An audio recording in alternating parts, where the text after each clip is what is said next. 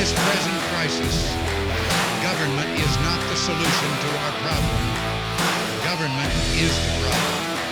Ask not what your country can do. Ask what you can do for your country.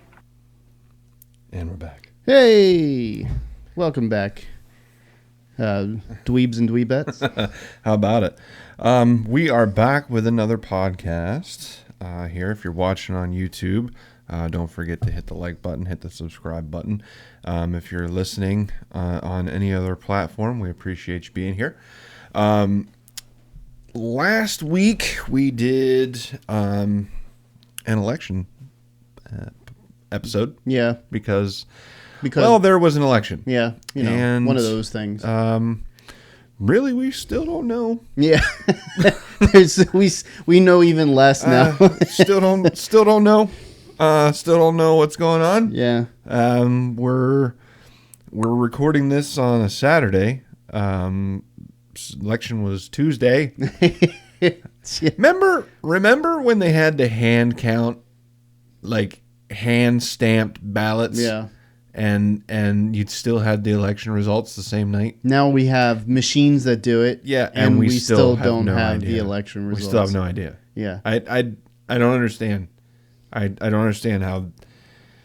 every single election. I mean, it's like every single election now. There's America's Got Talent can tally the results I know. What's up with that? It's like you can in a half an hour. everybody can vote for William Hung in like Yep. 2 minutes and know that his She Bangs is the best song ever. I think we need to consult whoever's in charge of the elections for America's Good Got grief. Talent, and see if we can employ them. Phone in right now. Yeah, Remember how Star Search used to do it? dial in 21222. It's like when what was it, McMahon? Yeah.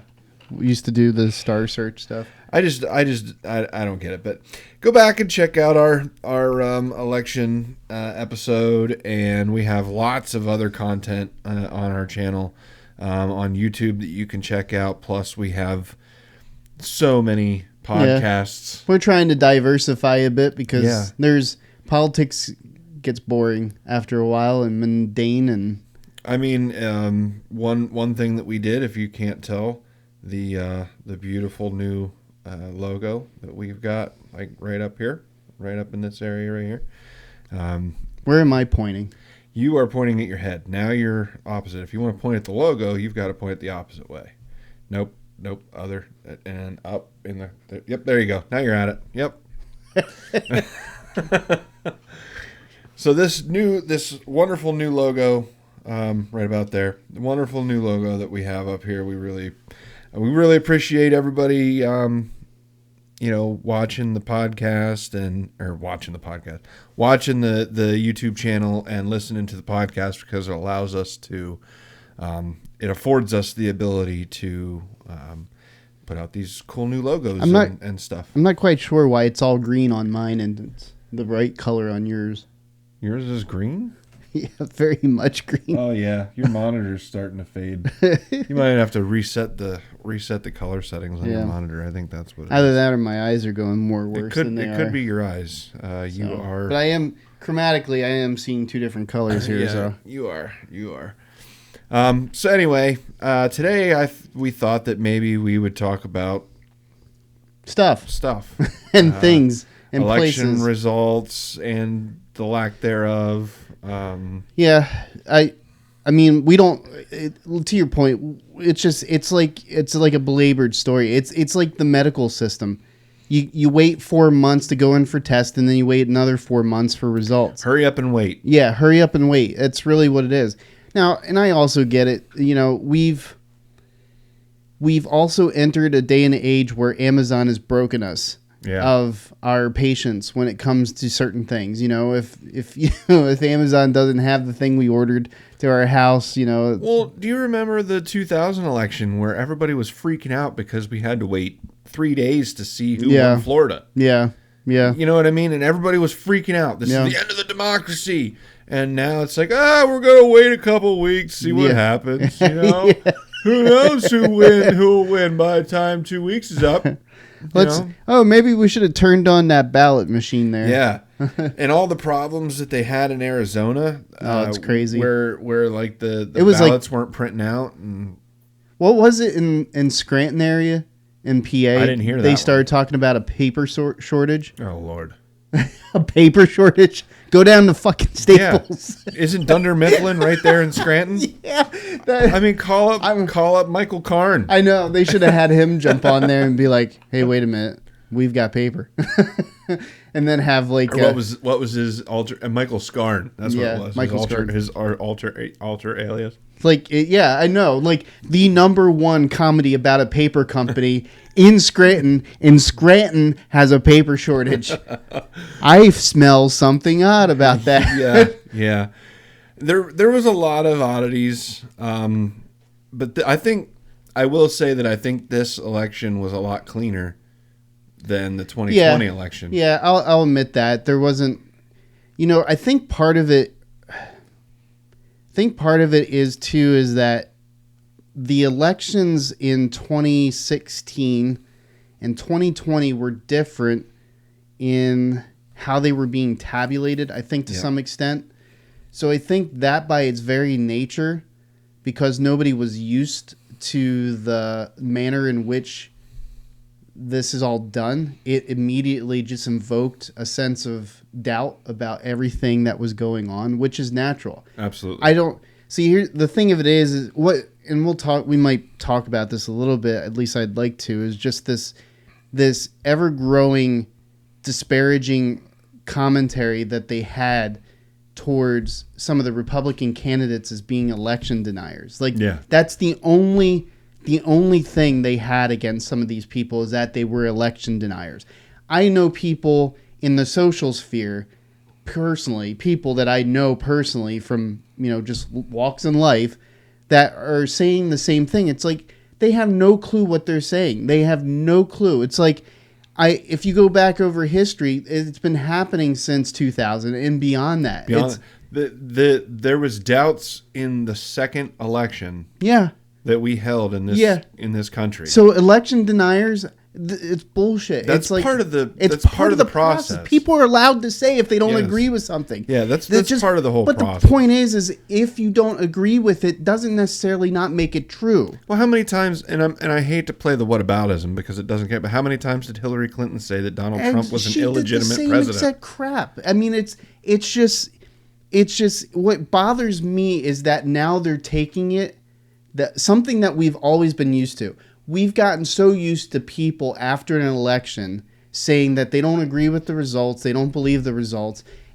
All these different state elections and gubernatorial elections and higher up have always ended up in court in one form or fashion over however many years. Yep. This is nothing new.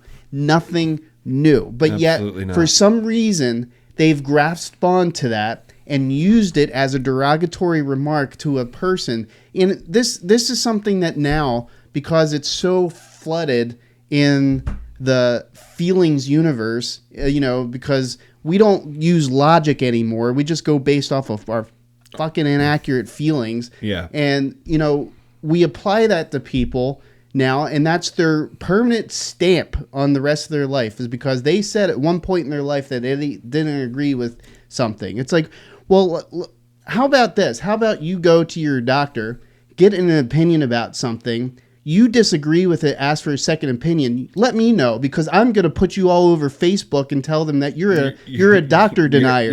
You're a science denier. You're a science denier because you didn't take your first opinion from that doctor who may have not known what was going on with you. Yeah. You know what I mean? It's stupidity. It's idiocy, it's stupidity, and people just need to cut the crap out. Yeah, we're at a point now where, with the technology the way it is and all of that certain thing, there's no reason why there should be. I mean, doubt is okay, but there's no reason why there has to be that much doubt in an election. Exactly. And I think it comes down to the way that we're still using archaic methods to do the same thing that we could do with other means. The question is security. Yeah.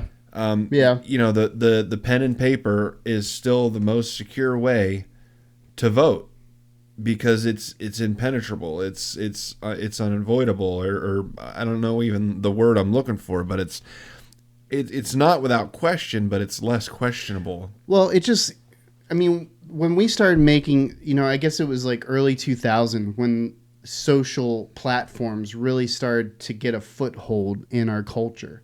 I would say it was probably around that time when it started to blow up. Maybe a little later, maybe more towards like 2010 or 2005, Yeah, 2010. 2009, 2010 is when But, social media I mean, we know started. most of those platforms were already out by then in some form or fashion or being worked on in some form or fashion. But the point is that we have gotten to a point, and I'll use a recent story in connection to this, is that recently Twitter officially re-released its official checkmark. Checkmark. Not the checkmark, but Verification. There's an actual official label. Aside from the check mark, there's an official label that gets added to your profile to indicate that you have been established as the true. You're verified. Yeah, but you don't have to go through that process if you have a little picture called an ID and you walk up to front of somebody and say, "Hey, look, it's me." Yeah. You know what I mean? I feel in so many regards that we have become distrustful because we've become so trustful of a system that doesn't work in the grand scheme of things. You know what I mean? So Yes. we've become distrustful because of what we rely upon on a day-to-day basis to establish who we are. And in reality, we didn't have that problem when we spent more time in front of each other instead of in front of our computer screens and our phone screens and our tablet screens. So, I mean, that by itself, I think, speaks volumes to the way that we've gone as a culture, is that, we have to go through so many hoops and hurdles in order to validate. My people in my life work in the capacity of being notaries. I was a notary for a number of years. Like when I worked for a law firm a number of years ago, I was a notary. Do you know how many steps you have to go through in order to validate the person that's in front of you for signing? You can't. Yeah. You can get yourself into a lot of deep shit if you sign off on a deed or a purchase or a sale or some kind of piece of legal paper and you don't validate who that person is. It's a huge piece of the notary's job. That's like number one on top of the list. If you don't get this right, the rest of it is moot. So it's, that's what I mean, though. In the social sphere, in our world today, we have to go through all these hoops in order to establish ourselves. Sorry. But it's crazy, though, because we've become more distrustful the more connected, so to speak, that we've become.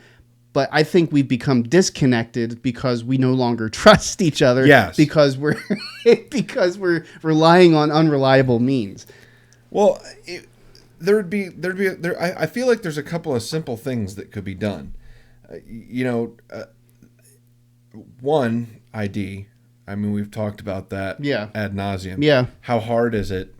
It's not a big deal. It's really not a big... They don't ask us for it in PA. No. But I still give it to them. You do have to show it the first time you vote at a new precinct. That makes sense. Yep. But once you're established, they no longer ask you for it. Once you're on the rolls, and where I vote, they all know me. Yeah. I mean, I literally know the people sitting at the table. Gotcha.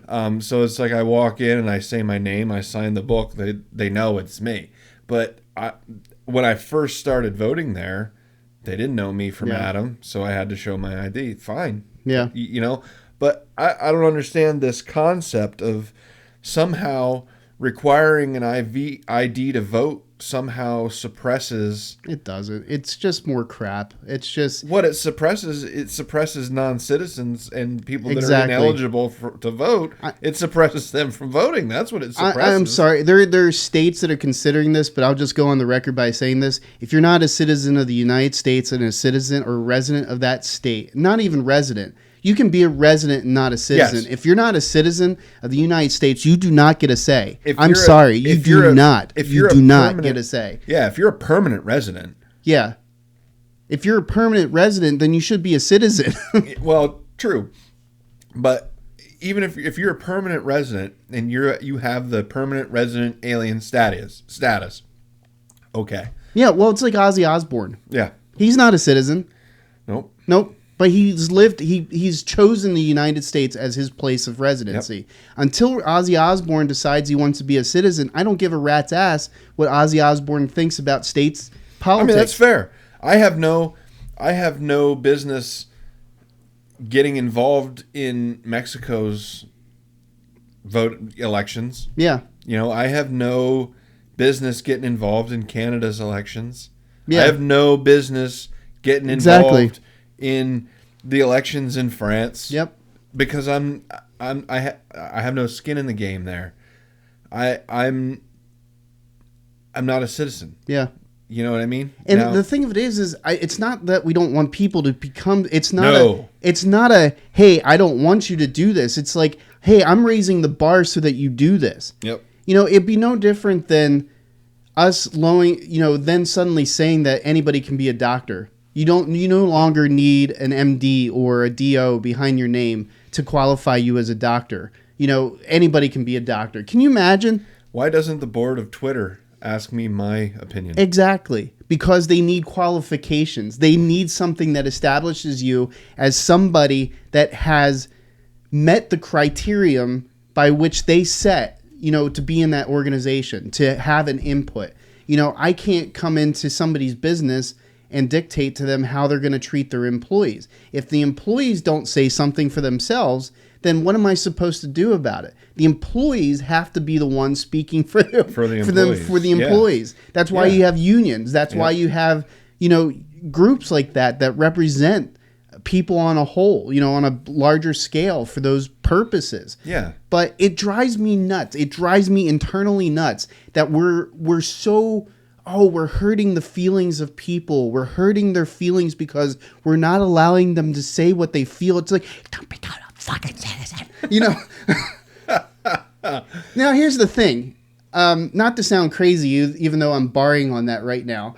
I think we should make it more accessible for people to become citizens. I became aware through working through some nonprofit agencies, over time, is that how expensive of a process it is for people to go through that. That should be changed. That needs to be reevaluated. Yeah. That should not be something that's terribly difficult to go through. Now, do I think that the standards should be lowered by which people become citizens? No. Standards and accessibility are two different things. So they should not lower the standards, but they should lower the accessibility, the way it's honestly, accessed. I don't know that we could lower the standards any further. No. If you research what it takes to immigrate to Canada, like their requirements to immigrate to Canada, there would be riots in the United States if we had the same level. Like, you have to have $10,000 in your bank account. Yeah. You have to have a marketable skill that brings value to Canada. You have to have a job lined up and ready to go before you even get there. And you are not allowed to receive benefits from the Canadian government for like a year or 2 years after you arrive. Yeah, and one of the things that you said, marketable trade, and I know we're kind of going off on a rabbit trail here, but marketable trade is another thing that's become kind of an accessibility piece, is that the United States college standards for what qualifies. So like in the UK, they'll be called solicitors. That's a lawyer in the UK, whereas in the US we're lawyers, or an attorney. So the standards by which a person gets to the bar, so to speak, as a solicitor in the UK, or let's say Italy or some other country, is far different in some regards than what they say is the qualifications of a lawyer in this country. Those things need to be changed because you and I know that not even colleges within the country recognize each other. Yes. That is a pain in the ass. Yeah. Trying to transfer one from one college to the other. Who the fuck cares? College credits. How much different can English 101 and 201 get from the next college? You know what I mean? I mean, I get that that's a little extreme. I get the colleges will accept the general ed classes and that For kind the of most thing. part. For the most part. I had that I had that experience when I went to college. I transferred. I mean, it was years later, but I transferred from one college to another, and there were actually the majority of my credits didn't transfer. I had to take a lot of the classes over again, and most of them were English, math, the gen ed classes, stuff. And I'm thinking in my head, like, how much has English changed Exactly. in the last 7 years? How much has math changed? So that creates an accessibility block Yeah. to people coming in. So there's a lot of stuff that needs to be looked at in that regards. But at the end of it, that doesn't change my feeling on whether or not a person should be a citizen or not. Yeah. And that all goes back to, if you want to be a citizen, you're going to have to show ID. Yes, exactly. You know, so why do people assume, like, I think it's racist, in my opinion, I think it's racist to think that requiring a voter ID is racist. Yeah. Like, you're saying, by saying that voter ID makes it less accessible for minorities, you're essentially saying that minorities are too stupid to get an ID. Yeah. They don't realize that in their attempts to make roads open for people that don't want to meet the criteria, that's what they're doing. They're trying to create inroads by which people can enter into the system that are not qualified to participate. Yeah. And I'm talking specifically about citizens, people that qualify as citizens. If you're naturalized in this country, you're a citizen already. You're a citizen. You know, that's just the nature of it. But that doesn't negate the fact that you still have to qualify who you are in front of another person, because they need to know who the hell you are. There's just too many people. There's too many people. Personally, I believe that if you don't follow politics at least a little bit, you shouldn't be able to vote. That's my personal opinion. Because then you're getting uneducated votes where people are voting for people because of their name, or voting for that goes back to something that absolutely irritates me at the core, having grown up in a city. I grew up in Philadelphia, Pennsylvania. I'm not going to make any bones about it. I don't like the person who is our governor because he's a Philadelphia politician. I get why people elected him, because he wasn't, between Mastriano and him, Mastriano was in more of an extreme candidate in some regards in the eyes of people that voted Shapiro in, because Pennsylvania is predominantly a swing state, so independent votes are going to be the ones that drive the teeter, to the totter, so to speak, you know, in terms of who gets elected.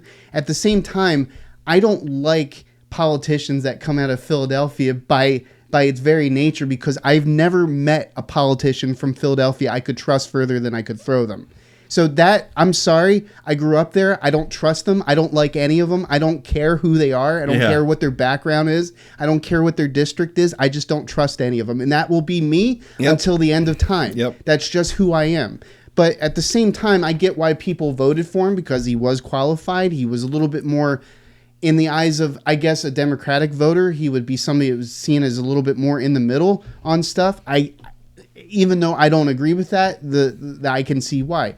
My point is this, is that, you know, with all the options that are out there, the urban areas, and I'm talking about Philadelphia, but this kind of applies to just about every urban area, they get inundated, absolutely inundated with one specific type of thought pattern with regards to what works. And none of these cities are working. None of these cities are working. They're always in debt. They always have to pull from the state because they can never cover their debts. They always chase out business. They chase out educated classes of citizens that are coming in. You know, it's like Philadelphia is a school town. You've got the University of Penn. You've got the University of the Sciences. You've got tons of art schools. You've got Drexel. You've got Villanova. You've got LaSalle. You've got some of the best schools in the entire state in one area, but yet nobody wants to fucking live there because it's such a horribly run city. Tell me that shouldn't raise a red flag. You know, this is what I mean. But yet people will continue to elect the mindset and the type of policies that have been governing those areas for the last 50, 60 years. Yeah, and continuous. And they just keep recycling. They just keep recycling the same type Yeah, and I'm not saying elect a Republican. I'm not saying No. vote for a Republican. I'm just saying start looking outside the box for once in your freaking life. Yeah, and realize that the reason why you pay so much in taxes is because you've got idiots that don't know how to manage funds. Well, the other part of it is I mean, like Philadelphia is such a diverse city. it is. At its core. There's so many options. There is. Why is it the same 5 Exactly. archetypes Exactly. that keep getting elected to these same positions? Exactly. It's always like somebody that had some connection to the union, and I don't have anything against unions by themselves, but To a certain But point. what I know about unions in Philadelphia, there was so much shadiness. I think we're getting to a point, and we're kind of well beyond elections at certain points. But I guess what I'm saying is I think we're coming to almost like what's the word, like a singularity moment with unions. Yeah. Where we're starting to overlap, where the unions are now becoming more of a problem than they're helping. Yeah. In some aspects. I get the need, for a union, Yeah. and I'm 100% on making sure that workers have. And I think they should always be and an whatnot, option. but- They should always be an option. You should Yeah. be able to unionize.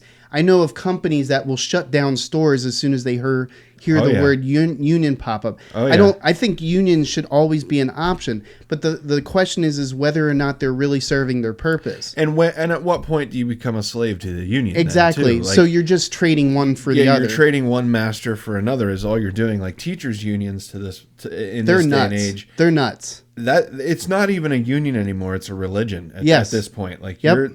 it's a religion. It is. You're paying your tithe. You're tithing to the gods of education. Well, who's And it's- the lady that heads up she's like the president of the department. Oh, of, Department of Education. she's a nut. Yeah. She's a nut What farm. the hell was she doing? Unrelated, but what the hell was she doing going to Ukraine? Like she went to Ukraine to participate in some. What the hell what? She's the Department of Education for the United States. What the fuck does she care about? Send the Ukraine? Secretary of State over. Exactly. Yeah. That's not her. Stay in your lane. Either woman. way, it's Yeah. just to your point. It's just it's nuts where unions have gone. But trying to draw this back in, we were kind of just following up on what happened last week. Yes. So what are your thoughts with regards to? Well, I feel like everything. Well, first, let me start here. I'm kind of wishy-washy, but let me start here. Both sides were fucking wrong. Yeah, I agree. The red wave never came. Yep. The blue wave never came. Yeah. It was more of a purple trickle. is what we had in this election. It's like Dick Trickle. Yeah. Dick Bigger Jr. I would have voted for that guy. I would vote for Dick Bigger Jr. for president of the United States, and I wouldn't even feel bad about Nope. it. I wouldn't feel bad I about it. especially loved when he was. Yep, doing when he's this. like adjusting his pockets, and then he just like gives up on the whole thing. And she's our firecracker. He like gives up on the whole line because he can't even do it. I love it. I digress. But what I'm gathering from this is it does look like, while there wasn't a red wave, at this moment, everything is up in the air at this point. There's nothing is certain. But from the way I read it, it looks like the Republicans will take, as we stand right now, I'm trying to caveat this as hard as I possibly can, but as it stands right now, it looks like the Republicans will take at least, they're at 49 right now, but it looks like they're going to take 51 seats, which will give them the razor, the slightest of edges in the Senate, and it looks like they'll take a majority in the House too. Right now they're at 211 officially. Do you remember how many seats total are actually in the House? I don't remember. 435. Because it grows as population grows. Yeah, So I can never. and it shrinks too as. That's true. It does, depending on. Yeah. So I was so I pull everything from Real Clear. Okay. So right now, as it stands, this is barring stuff that hasn't been fully determined yet, which we probably won't know until probably Now, December. Georgia, we won't know till December. So early December. so just cool your jets. We're not going to know for sure about anything until we're just giving out as it if it were to end today, right now, this is what it looks like. So Real Clear Politics has 49 Democrats confirmed for Senate, 49 Republicans confirmed for Senate, which means there's 2 seats that are still up in the air right now. They have 202 Democrats, confirmed for the House, and 211 Republicans. I can't even talk. Republicans confirmed for the House. 218 is the split. Yeah, so that's where it ends up. Is whoever has 218 or more is the majority. And then governors, that was even interesting. Yeah. Is that there's 25 confirmed Republican governors and 23 confirmed Democratic governors and 2 independents. So I mean, we need more independent governors. Yeah, we do. I mean, you brought it up earlier, is that people just get to this point where they're like, there's no other choice. It's and that's because bullshit. It is BS. That's bullshit. We don't open up the platform for the other. Like in Pennsylvania, you had Mastriano, you had Shapiro, but then you had 3 or 4 others that were not even talked about in not any even way. Mentioned. Yeah, a little bit. Now the one person. Now I get that sometimes you don't pay attention to the person getting 1% or 0.5% or whatever the case be. But at least the Libertarian candidate was getting some, and I'll put this in perspective. In the 2016 election, the Libertarian candidate for president, which was, what was her name? Now I can't even think of her name. I know her vice president was Spike Cohen.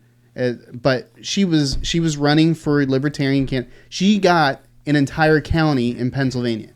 Like there was and the one fact that you can't remember her name and I can't remember her name is why she it's didn't get sad. elected. Exactly. I remember Spike Cohen because I follow him on. Well, that's a name you remember. Like Dick Bigger. Yeah. You remember that. Yeah, Spike Cohen.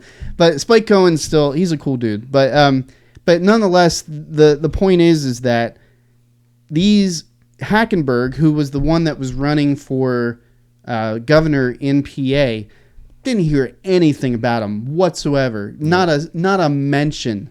At least one that wasn't noteworthy enough to get him out there as, oh, okay, so there are other options. It's like in Philadelphia, we always had Ralph Nader. Yeah. Ralph Nader ran for Green Party. He was the Consumer Party candidate. He was the guy who was like big on making sure that companies are held accountable for their, Fisher Price toy breaks and causes harm to kids. That type of, that was his big platform. Ambulance chaser. He never got anywhere with that. No. Not anywhere substantial, but he was a kind of an icon, at one point. He was kind of a person who was just known, Ralph Nader, the guy that, runs for every election, but doesn't like get Ross any. Perot. Yeah, like Ross Perot. Can I finish? Yeah. Will you let me finish? I remember they used to joke about him. It's like, yeah, let me tell you how I'll fix the deficit. I'll stuff it with money. Yeah. Think of our economy as a big ship with a hole in it. I'm just going to stuff it with money. Just stuff it with more money. That was they used to joke about him all the time. But that was Yeah, he was a character. But you remember him. You remember him, yeah. Plus his ears, like. but that's the problem today is that we are suckered into believing that it's the lesser of two evils when there's other options. Yeah. Well, like Ron Paul. Ron Paul would have been he was a voice that was hitting all the notes with both sides of the aisle, especially with the younger generation. Like the younger generation, they like would he be considered Gen X? It would have been Gen X in the very beginning of the very early millennials. So Ron Paul, which is, for those of you who don't know, is Rand Paul's dad. Yep. Ron Paul is much more libertarian than even Rand is. Very much more. Jon Stewart was a big Ron Paul guy. Yeah. And that's the thing. There were so many Democrats, lifelong Democrats that were coming out for him. I remember Vince Vaughn was a big Ron Paul candidate. Yep. I was a big Ron Paul candidate. I wanted him. I liked Ron Paul. But as soon as he got into the elections, into the debates, they just basically brushed him off to the side. And he had so much more to say, so much more substantial thing. And then you had dumbass Texas Governor Perry, who couldn't even give you the 3 departments of the U.S. government. We got the judiciary, and then hold on, I just forgot it there for a second. It's like, okay, strike 3.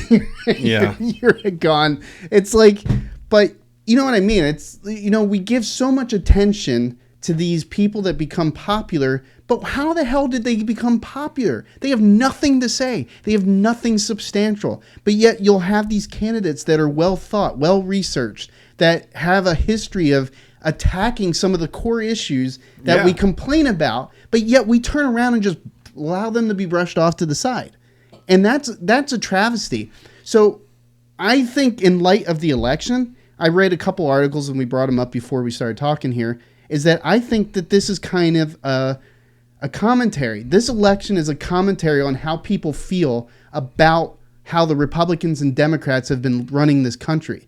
For the last, since 2016 and probably even further back than that, I'm not even going to pinpoint it starting with Trump, but it probably went further back than that. It's been nothing but it's either a red agenda or a blue agenda, and there's nothing in between. Like there's no common ground anymore. You either vote red or you vote blue, and if you... I would say that started in 2016. I mean, there was a little bit of it started with W, with the Al Gore election and all that stuff. There were those that were like, oh, well, Bush wasn't elected, he was selected.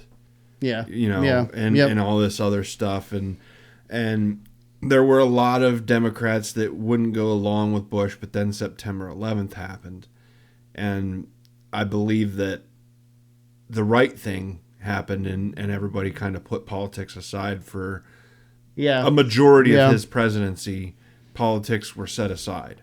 But then we got into a whole towards other... the end of his presidency, once people started getting weary of the wars in Iraq and Afghanistan, and we were kind of just tired of that, and he lied. Yeah. He lied blatantly about weapons of mass destruction and deceived us into going into another country for another war just to finish what his dad started, in my opinion. His dad had a grudge against Saddam Hussein and wanted to finish that. And his dad wasn't reelected, so he couldn't finish the job. So as soon as his son won the election, he did what his dad would. Yeah. But that goes down another road. My point is I think towards the end of W's presidency, a lot of Democrats started very harshly pushing back against any kind of Republican agenda. And then when Obama was elected, Republicans did the same thing. They pushed back very hard against any kind of Democratic legislation. And then Trump. So, I mean, it was kind of a wishy-washy between W and Obama. But then once Trump was elected, it was, no, we're done. We're not participating in any type of debate with Republicans so long as they support this man. And that's where the dichotomy started forming. Is simply because one man, and even Republicans for the most part didn't support him at first. They were just like, okay, well, he won the election, so let's give him a chance. And Democrats were like, no. Yeah. We cannot have this. And but the thing of it is he also won by a pretty determinate, let's remember the first election, he won pretty glaringly. Well, and that's the electoral college wise. Yeah. Yeah. But, I mean, even that he did kind of squeak by, but it was evident that he won. It wasn't like the Biden-Trump campaign where it really flipped back and forth, and then we weren't sure, and really could have gone either way. the electoral college victory for Trump was a lot more decisive. He didn't win the popular vote. I think part of it's because Hillary's just that unlikable. She was more unlikable than Donald Trump. I can't remember who said it. I really wish I could remember who said it, but somebody said, imagine, or everybody hates Hillary Clinton so much that they elected a person that they hate more. It's true. Or it was something along those lines, and I really can't. I wish I could remember who said that because it's brilliant. Yeah. But that's it. That's the 2016 election in a nutshell. Is we voted for who we hated. People hate Hillary Clinton so much that they voted in somebody they hate even more. Yeah, it's true. Yeah.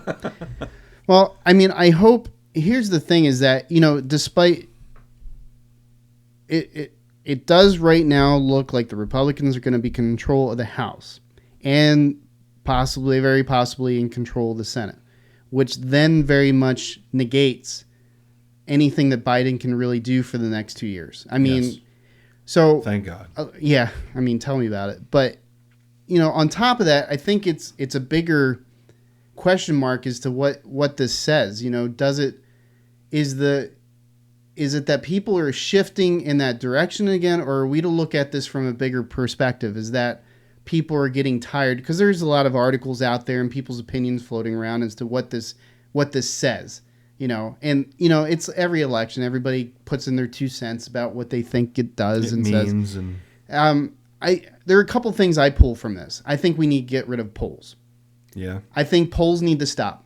I think if you want to use polls, in the sense, if candidates want to utilize polls as a tool to figure out where they're leaning and where they need to focus on, like say if they need to figure out how to map out their tours, where they need to go and speak, who they need to work with, the cities are one place where candidates need to stop straying away from them.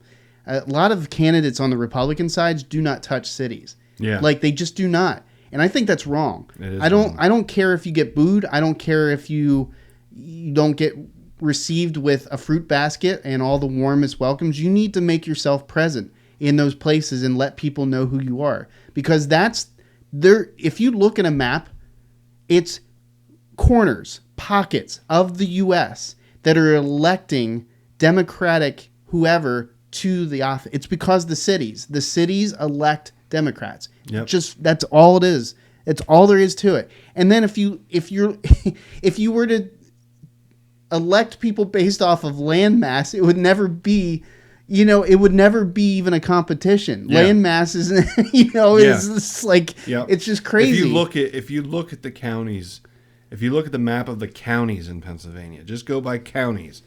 And I mean, all across the country, it is red and you got, with specks of blue. You got just the Pennsylvania, eastern, and the West southeastern, Coast. and then the upper west. Yeah, it literally everywhere else, nothing. Everywhere else is red. Yeah. And again, I want to stress that I am no longer a Republican. Yeah. I changed my affiliation after the 2016 election, and it's not because now they're the losing side, so I don't want to be on. It's because neither side represents what I believe anymore. Yeah. However, I believe that the Republicans at this moment, at this point in time, the majority of the Republicans overlap my values. There's a few things where they don't. We've talked about it ad nauseum, abortion issues and stuff like that. I don't necessarily agree with outright bans and so on and so forth. So there's things like that where I'm not 100 on their side. But things like the Second Amendment and liberty and the freedom to choose and the freedom of association and freedom of speech and freedom of religion and freedom to travel. And I mean, the list goes on and on and on, where those things to me are so important that I can't vote for a candidate that even questions my right to own a firearm. And if you look, and here's the thing, and this is just a commentary on, if you look at, of all the candidates that, let's say in the gubernatorial races, the one candidate that really came out and shined would be DeSantis. DeSantis, shone through and through. I mean, he completely just demolished Christ at the polls, just like Shapiro demolished Mastriano at the polls in Pennsylvania. But the point is that DeSantis's actions up until this point and all of his public referendums and all his public speeches, any opportunity he got to speak to the public, it was all about how he was against some limitation to freedom. Yeah. And there, we could go down the list of all the different things that he's talked about, and you can disagree with them or not, but they resonated with the populace of Florida to the point to where they're like, yeah, we agree. Well, they were doing interviews with, longtime Democrat voters that were like, yeah, we're voting for DeSantis because he kept Florida open and we were all safe and he did great with the hurricanes and competency. Yeah. It's a big deal. He's doing a good job and Florida's doing better, so we're voting for him. Exactly. And that's the way it should be. Yes. If the party that you're voting for is doing a good job, by all means, if they are doing for you what is best for you, by all means. Yeah, if you're a farmer and you have a candidate that's running that is very pro farming and pro getting taxes lowered for farming and pro making it more affordable and more profitable for you to be a farmer, that I think you should vote for that person. That guy. Yeah. It's like, and if you're let's say that you're an oil pad worker. Exactly. And there's a candidate out there that really says he's going to ban fracking. Shapiro just came out right away, right out of the gate. He came out and he was like, what were the 3 things he highlighted? I can't even remember now. Something about chemicals, disclosing what chemicals are in use. And it's just a tactic to be able to find them for different things, even though they're well aware as to what they utilize. Yeah.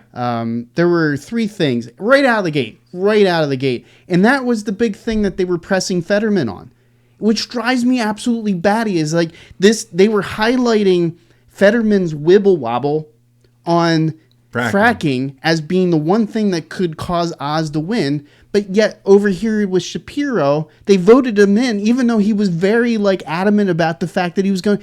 It's so benign. It's crazy to me. It's like, who the fuck is reading this stuff? It's like, I don't know what's going through people's heads. Well, Pennsylvania did elect a dead man. Yeah, that's true. They did. So, there's that. I don't care that you voted for a Democrat. No. I care that you voted for a Democrat that's... You obviously did no research. That's what I mean. He's fucking dead. You obviously did no research. That's funny. How obvious is it that you did not research your candidate? Yes, I'll give you that. He died a month before the election. But a month?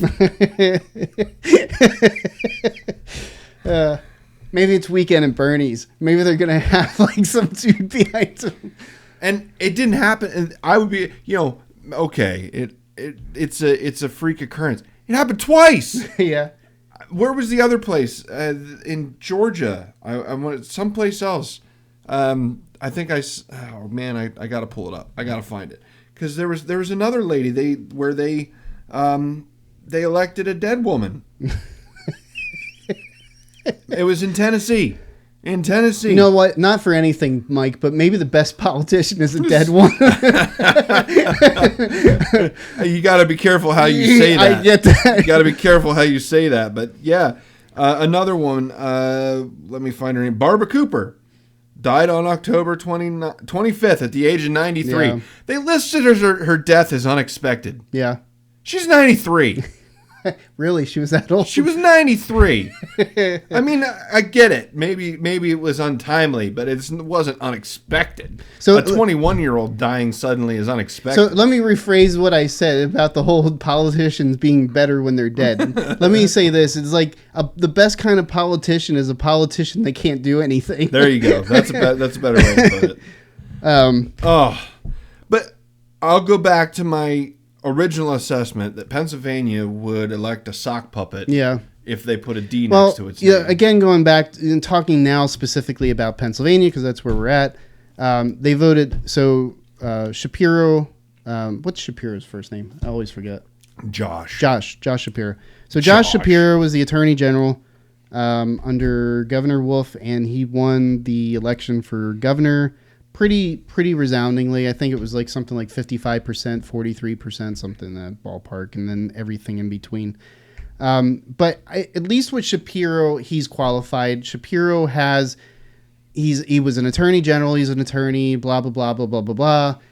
I don't like him. I already made that very clear at the beginning of this. That's not why I'm saying this. I'm just saying I get why people would have voted for him because he's qualified. Fetterman, he was the mayor of Braddock, which was 1,700 people. Okay, put that into perspective. That's smaller than some businesses. So he was the mayor of Braddock County for what, 1 term, 2 terms maybe, if that. And the guy has like little to no work experience. That came up. Like, it's one thing if, even if he had been in politics his whole life, I would have been like, okay, I get it. But at the same time, he hasn't even been in politics his whole life. He hasn't had that much work experience. And I'm not against an outsider. No, we're pro outsider. But at the same time, it's just like, really? It's like, really? It's like you didn't have any other choices besides him. I get it. I didn't like Oz too. I wasn't a fan of Oz. But at the same time, it's like at least he had some professional experience in his background. I mean, I get that he was a celebrity and a personality and all that kind of jazz. And, to some extent, I think people are getting tired of that, celebrities running for office, and whatnot. I get tired of that because, Schwarzenegger. Remember when Schwarzenegger won, governorship? Everybody was like, well, he wasn't a bad governor. He wasn't a good governor either. It's like, but, whatever. But, people, it just goes to show that. Count on us to eliminate the filibuster if you come out and step with us. We will be able to stand with you in D.C. I gave away the lieutenant governor in Pennsylvania, the only lieutenant governor in the history to do that. And let's get some stuff done for America. Who would ever think that I would be I didn't. the normal one in the race here, with that. So that's our senator, ladies and gentlemen. The thing of it is pre-stroke. I get that some of this stuff is being brought on by physical condition. I'm not faulting the guy for having physical issues. I mean, to a certain point, I am. Well, understand where I'm coming from. Would you elect the guy in a coma? No. I mean, no. I'm saying that I'm not making fun of how he's speaking. Yeah, I get based off of what his physical conditions are. However, being nice only goes so far. Yeah. Being nice and being cordial and being hospitable about somebody's conditions only goes so far. Grandma no longer can drive because her eyesight is that bad. You don't have to keep being that nice to grandma and let her kill somebody or drive into the front of a CVS when she goes to get her medication. So the point is that, barring the physical aspects of his, the issues that I have with him, barring that, the guy still was not qualified. He is not qualified. He wasn't qualified to be lieutenant governor, and he's not qualified to be even a senator of the U.S. If he wants to spend some time as a House of Rep, I could understand that. I could understand him being a House of Rep person, representing a specific district and those people or whatever the case be. Moving from a mayor to that position makes sense in my brain. But for him to move from mayor of Braddock to some unknown lieutenant governor to now senator, somebody that's holding one of the most powerful seats in the U.S. is just beyond me. Why He's people... one of 100. Yeah, exactly. And this is why we have 3 branches of government, because when we elect people like this, we know that there's somebody there to put them in check and balance. This is the one that, honestly, this is the one that disgusts me the most. Yeah. Fetterman is the one that disgusts me the most because he is absolutely if they would have ran a Republican that acted like him, Yeah. I would have He would've- voted. he would've- I would have voted yeah. for an independent for Yeah. sure. I would have voted for a libertarian. There's no way I could have, with a good conscience, voted for. I don't even like you said, even without the strokes. But I mean, Well, and I might get some flack for saying this, but Warnock and Walker, I'm not trying to be mean, but he's not the brightest bulb in the box. no, he's not. He's been hit in the head a lot. Warnock is definitely a lot more refined, I guess to put it, than Walker is. So I don't know. But It's one of those. But at least with Walker, he has a professional career. He has something behind him that you can recognize. It was his being a football player all those years, and I guess he worked. Did he work in coaching for a while? yeah, and he did some other things too. I mean, he ran some businesses, I'm pretty sure, and other things like that. But like, it goes back to this. We have a 25th Amendment to the Constitution, which allows the government to remove a president if they're no longer fit for duty. Yeah. And we have that 25th Amendment because of FDR. Yeah.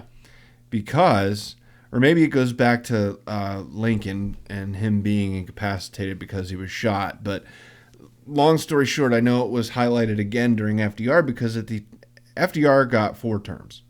Yeah, and his wife was actually... He's the only president in history that ever got 4 terms because we didn't actually have presidential term limits up until that point. It was just it was a tradition for the president to bow out after his second term. And FDR went 4 terms just because he kept getting elected. Towards the end of his last term, he was incapacitated to the point where he really wasn't even there anymore. He was bedridden. He wasn't mentally there. And rumors are, there's no documented proof that I'm aware of, but rumors are that his wife ran the country, while he was sick. And that's why we have the 25th Amendment, so the vice president can say, hey, look, this guy, I need to be president because this guy can't do it no more. My point being is, while I have sympathy for medical conditions, and I do agree that John Fetterman shouldn't be made fun of because of his medical conditions and things like that. However, when you put yourself in a position where you need to be sharp, and you need to be cognizant, and you need to be literate, and you need to be, what's the word I'm looking for? You need to be clear in your speaking, and articulate is the word I'm looking for. He's none of those things. And whether it is due to a medical condition because of a stroke or what have you, it still disqualifies him, in my opinion, from holding a high office, because you wouldn't want somebody incapable of executing the job to be president. So why would you want somebody incapable of executing the job to be senator? So that's where I'm at with it. I understand. I have sympathy for the man. Yeah. I have empathy for the man because of his conditions, and I do wish.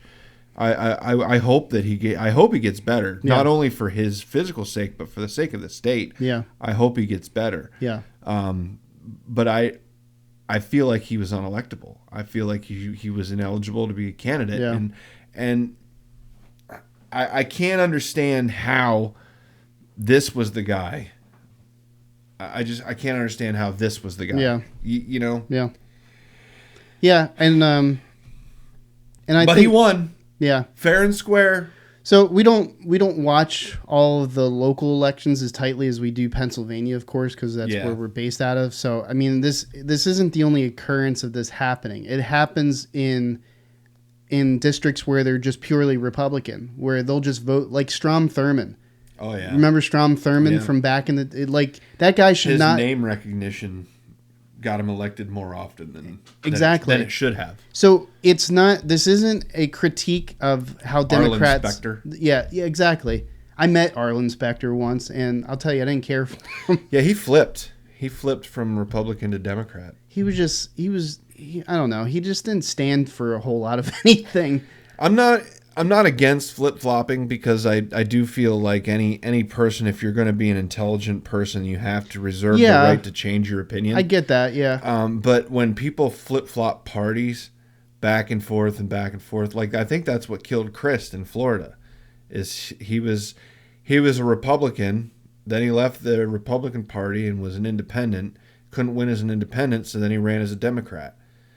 And they saw right through that. Yeah. Democrats even saw right through that. Like, weren't you a Republican? He's like, yeah, but I didn't leave the party left me. And they're like, no, okay. Yeah. You know? So I don't know. I don't want to belabor the point too much, but I feel like there were, while there may have been other candidates in the country that were shocking, I really think Fetterman was the most shocking. Well, it was one of the heavier watched races because of it being a critical Senate seat. I was surprised to see Lauren Boebert pull back out in front in Colorado. Yeah. She's a Republican, but I felt like her seat was in jeopardy. Well, Colorado, because of Denver, is just so hardcore. Yeah, I was actually shocked that she got elected the first time, to be honest. That's why I wouldn't have been surprised if she lost. But it's a very tight race. The last time I looked, and I'm sure that this is inaccurate now, but the last time I looked, they were separated by less than 500 votes. No, it's crazy. And that's pretty tight. Yeah. Nobody had 50%. Yeah, because even the runoff election between Walker and Warnock, I think, is something like 40,000 votes. The last I looked, it was down to like 27,000 or something. Well, that was what was weird about it, is when I looked at it the first time, it was down by 17,000, and then the next day, it looks like he lost votes, and then it went up to... I was like... And these are the things that are questionable. Yeah, it's just... And that's what makes people less convinced. Yeah. You know, when it comes to the elections, of the veracity of these elections. It's the little things like that where the numbers keep jumping up and down. You know, if you don't know, don't post it. You know what I mean? Wait until it's official. That's going back to what I started to say about polling. I personally think polling needs to be excluded from the broadcasting. I think Fox News and CNN and MSNBC and all the other major stations, NPR and blah blah blah, should no longer allowed to be used or be allowed to be using any type of polling. I think polling shouldn't be restricted, but I think it should be a tool that's allowed for the candidates themselves to utilize in understanding how they should map out their touring, where they should go after, where they should have speeches, where they should have town halls. I don't have a problem with it being used as a tool, but I think to utilize it in the fashion that it has been, I think all the polling does is discourage people from voting. I think it biases people into voting for a certain person. And my personal opinion is that you should just vote for who you believe agrees or stands with stuff that you affect you personally, individually. You need to vote for the person that, at least in some regards, aligns with you in what is relevant to you, what's important to you. Whether you're a Democrat or a Libertarian or a Republican or a Green Party or whatever on the spectrum, wherever you fall, you need to vote for the person that represents you and stop watching polls. Yeah. We need to stop the poll crap, because I feel, I'll give you an example. I got, in between the time that Oz announced his election against Fetterman, I must have gotten 40, 50, 60 pieces of mail about the same exact crap. Vote for Oz, vote for Fetterman, vote for Oz, vote for Fetterman. I am perfectly well aware, and I am more than capable of looking and seeing who's running, what their platform is. I don't need your bullshit 60 pieces of paper showing up in my mailbox every day. I don't know if you people listen to us, but stop sending that crap to me or I'm going to sue you. So, but anyways, the point is that polling to me is no different. It's like it's harassment. As far as I'm concerned, it's harassment. Polling is harassment. Sending all these stupid election campaign notifications to people's. It's one thing if you're sending a letter to somebody and say, make sure that you're registered to vote. I'm fine with that. Because maybe you're not registered in the right district. How many times does that happen? That people assume that they're registered and they're good to go, and then they get there and it's a mess. I get those pieces. But the parts of it that, all the inundated literature and preaching that we get during the election cycle. I mean, Facebook drives me nuts, but at least they stop a period where, what is it, like a week or two before the elections where no more ad campaigns can be run, no new ad campaigns. I don't like Facebook, but at least they stop that stuff from running for a while so you're not inundated with it running up into the polls. I think that the journalism needs to be held accountable to that they can talk about the elections, but they need to stop throwing this crap in our face. Who's polling at this and who's polling at that? That's not your job. Fox, it's not your job to tell me who's going to be the better candidate. CNN, it's not your job to tell me who's going to be the better candidate. You just tell us who the candidates are. You tell us what they stand for. That's it. Yep. I don't need your preaching. I don't need your holier than thou gospel telling me who to vote for. But I also think that the door needs to be opened up wide for other candidates to get in the door on these debates, because I think it's bullshit that we don't hear from the libertarians. We don't hear from the independents. We don't hear from the others that are in that. And I get it. It could get into an absolute literal mess, if you have thousands of people that are running for a singular office. But we do have some entry points. I think you have to have at least, 1% or 2% of a somewhat committed vote in order to be able to enter into the realm of a debater. I don't have a problem with that, because then that just puts the onus on those that have some credibility to be a potential candidate. Then you're not having Vermin Supremes show up at presidential debates. That would be hilarious if he got Although elected. that would be a very entertaining debate. Yeah, it would. I get, Sorry, I'm ranting here. No, you're fine. The problem I see with what you're saying, though, is that neither major party has any interest in allowing for a third candidate. Yeah. The Democrats don't want it. The Republicans don't want it. Neither of the major parties are going to be on board with allowing a third candidate, because that third candidate or fourth candidate or fifth candidate, all that's going to do is take votes away from them, and they don't like that. But that's I mean. That's the point. With regards to the media, because the media is governed in one way, shape, or form by a particular party. Yep. No, I get you. Media companies are in either the Republican or the Democratic Party's pockets. And if we had a third option, then a third option would eliminate a lot of the problems that we're having. Because, I mean, yeah, you could have media outlets that are biased to the third option as well, but at least then, you know what I mean? At least then it's not a flip of a coin. It's a little bit more. So if there were 3 candidates and you get 50% of the vote, that means something. Yeah. Yeah.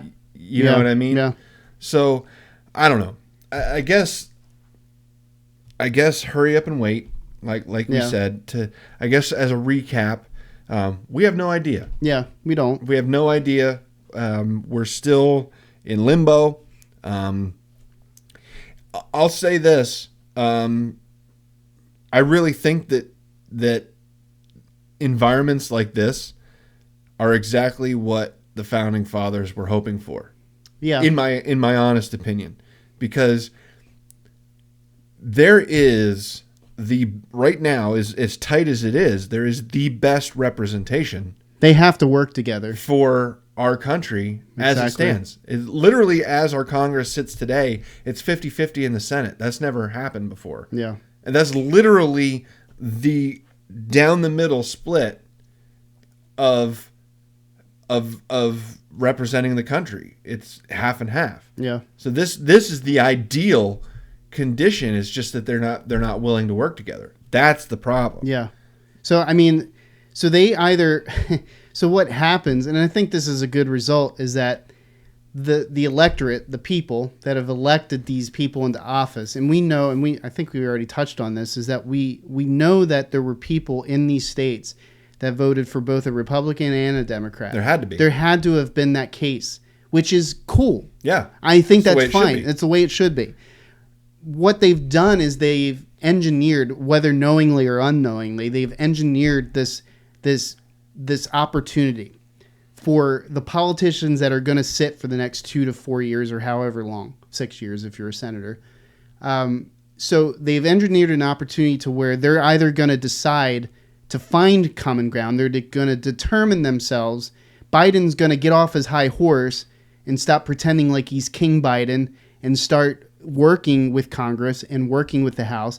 Either that or House and Senate are just going to tell him to go F himself. Yep. And vice versa. And then people are going to get tired of that because that's all we've had is both sides telling each other to F themselves. Or you're going to have people that come to their senses, stop living on their high horse, and try to find common ground. Yep. Come across the aisle. Exactly. And come up with policies and work-throughs and solutions that, you know, maybe not everybody gets exactly what they want, but it's enough to where it makes things move forward. Yep. Nobody gets everything, but everybody gets something. Exactly. And that's the way It should be. That's the way our government is designed to run is, you know, not everybody gets everything, but everybody gets something. And that's the way it should be. What was it? Ayn Rand once did an expose on libertarianism, and she said about how that libertarianism at its end becomes anarchy. So that's like the libertarian's dream. Yeah. His wet dream, you know, is that, you know, everything's so free, you can do absolutely anything you want. But in a real world scenario, anarchy doesn't work because anarchy means purge. It means no laws. It means no. At the end of the day, the guy with the biggest gun ends up exactly. So anarchy being the is most free. So anarchy is not the answer. I'm a libertarian in a lot of my viewpoints, but I don't believe in that extreme of it. That's like anarcho-libertarianism. Yeah. It's like it's no. I agree with that. we fall more in the middle of stuff as libertarian conservatism. Sometimes we fall with more of the, I guess, the liberal viewpoints on certain things every so often, not a lot, but every so often, depending on what it is.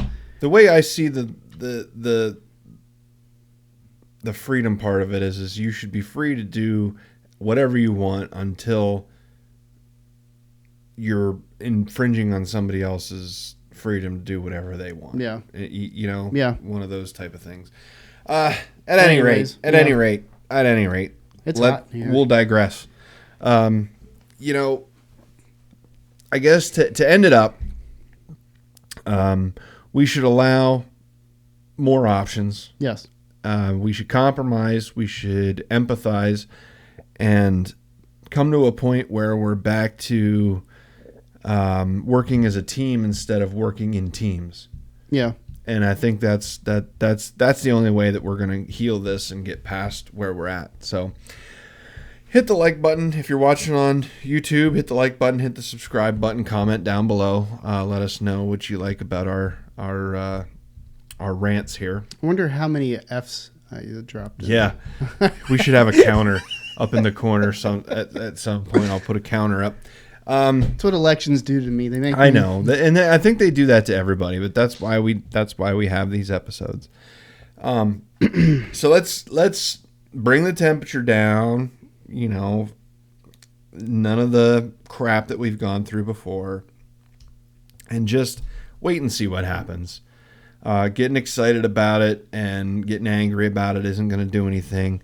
What we need to do is have cooler heads prevail, and let the adults in the room, make the decisions and provided there's adults in the room. Provided there's actually adults in the room. That's a good point. But